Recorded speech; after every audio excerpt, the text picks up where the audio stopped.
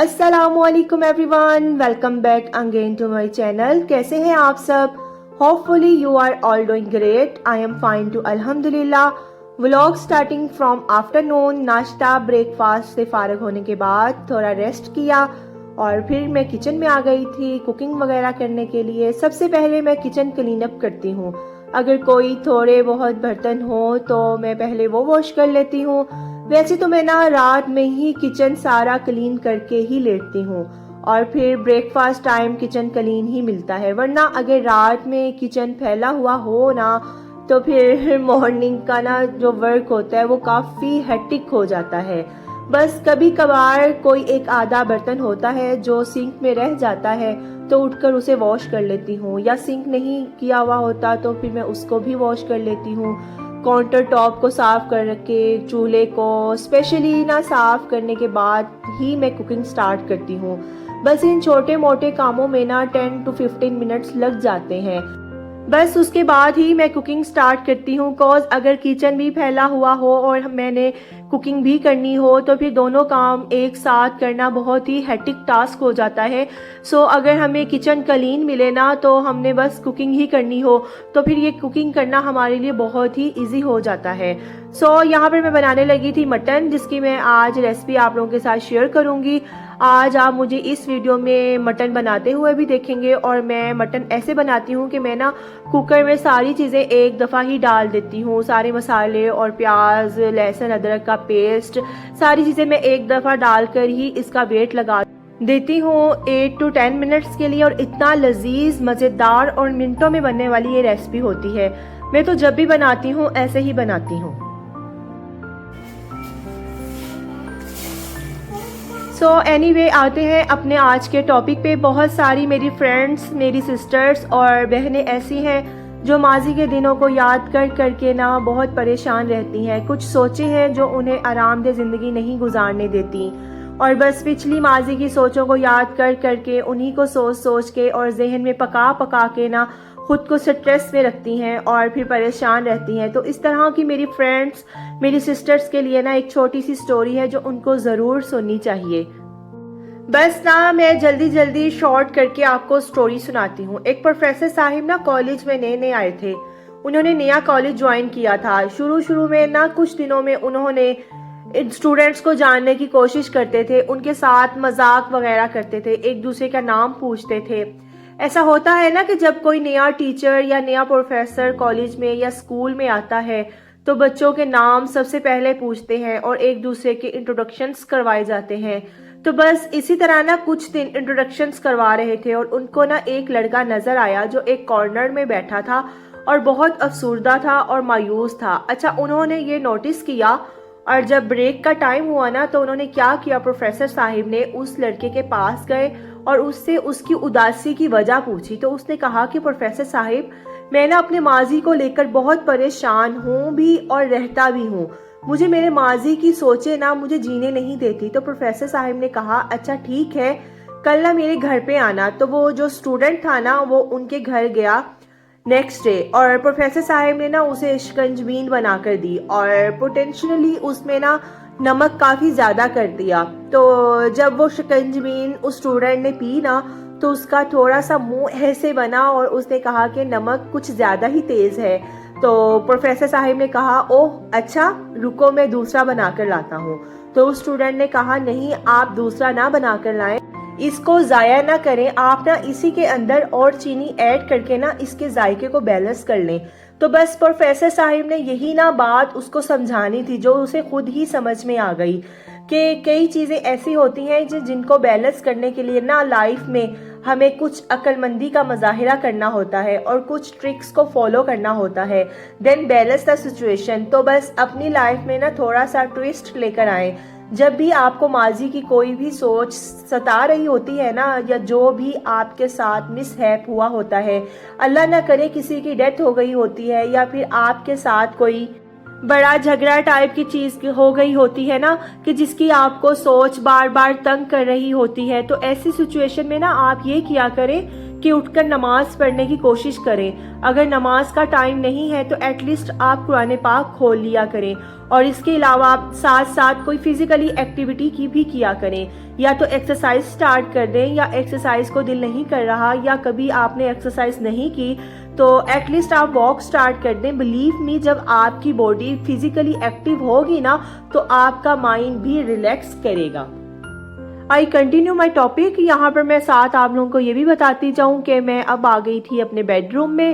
میں نے bed sheets وغیرہ چینج کرنی تھی کیونکہ کل سنڈے ہے اور مشین بھی لگنی تھی اور میری ہیلپر بھی آنے والی تھی. تو میں نے یہ سوچا کہ میں نا اس کے آنے سے پہلے اپنی بیڈ شیٹس وغیرہ چینج کر دوں. پھر نا اس کے آنے پر یہ ہوتا ہے کہ نا کام میں کافی ایزیلی اس سے کروا سکتی ہوں.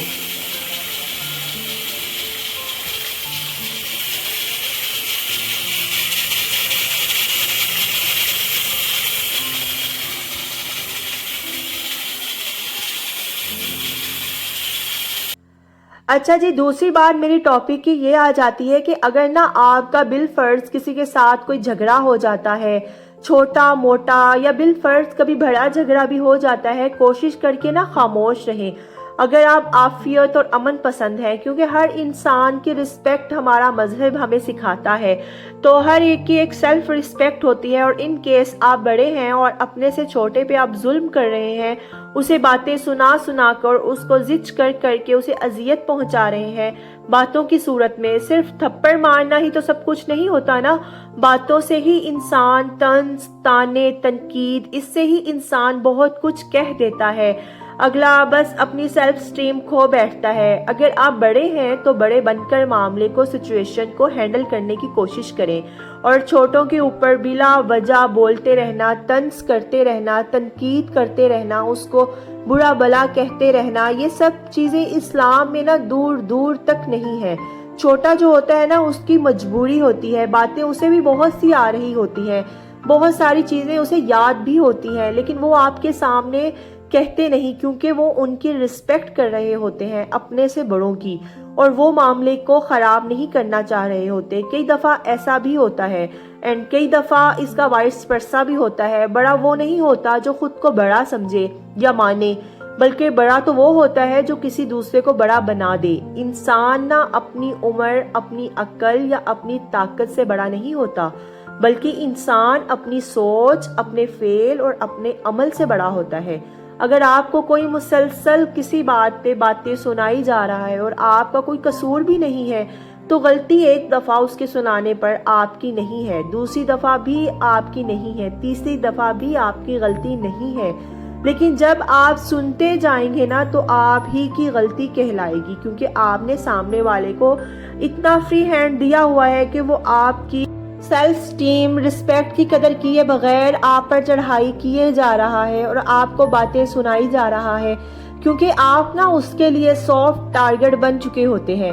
آپ آگے سے اسے کچھ کہتے ہی نہیں ہیں, جبکہ اس کے جو سراؤنڈنگ میں باقی لوگ ہوتے ہیں نا وہ آپ سے کئی زیادہ ان کے ساتھ غلط ہوتے ہیں. ان کے جو بیہیویئر ہے نا وہ آپ سے زیادہ غلط ہے ان سے, لیکن وہ انہیں کچھ کہہ ہی نہیں سکتے. تو بس آپ ان کی ایکسیکس کے قریب ہیں, سافٹ ٹارگٹ ہے, آپ کو سنا کر ہی ان کو تسلی مل جاتی ہے, اور باقی لوگ آرام سے بیٹھے رہتے ہیں جبکہ وہ آپ سے زیادہ ان سے غلط رویہ اور غلط بیہیویئر اختیار کیے ہوتے ہیں. دیکھیں, کوئی بھی بچہ نا بچہ نہیں ہوتا, آج کل تو بچے بھی بچے نہیں ہیں. تو انسان ایک میچیور, ایک پرسنالٹی کیسی اپنے آپ کو بے وقوف رکھ سکتی ہے؟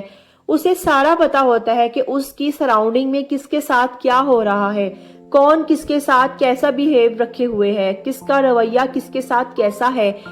یہ سب نا ہر ایک انسان کو پتا ہوتا ہے. ہاں, بس آنکھیں اس لیے بند کرنا پڑتی ہیں کہ سچویشن خراب نہ ہو جائے, کوئی چھوٹا موٹا جھگڑا نہ ہو جائے, کوئی نوک جھونک نہ ہو جائے. اور یہ وہی انسان کرتا ہے جس کو رشتوں کا تھوڑا پاس ہوتا ہے, تھوڑا سا مان ہوتا ہے کہ چلو نہ بولنے کی وجہ سے ہو سکتا ہے کہ رشتے پر لانگ ہو جائیں. اور یہ چیز بھی نا ہر انسان کے بس میں نہیں ہوتی. اگلے باتیں سنانے میں ماہر ہوتے ہیں اور ان کو ہوتا ہے کہ بس ہمیں کسی نے غلط کہا ہے تو ہم کیوں چپ رہیں, آگے سے ہم بھی اپنی صفائی پیش کریں گے. اور عموماً نا یہ کمزور انسانوں کی ہی نشانی ہوتی ہے کہ ہر ممکن کوشش کرے گا آپ کو چھوٹا دکھانے کی اور خود کو آپ سے بہتر ثابت کرنے کی، اور اپنے علم کے ذریعے، اپنے پیسے کے ذریعے، اپنے سٹیٹس کے ذریعے، اور آپ کو نا اپنے ہی منہ سے اپنی ہی تعریفیں کر کر کے امپریس کرنے کی کوشش کریں گے، اور آپ کے لیے خیر کا جذبہ تو ان کے دل میں ہوگا نہیں۔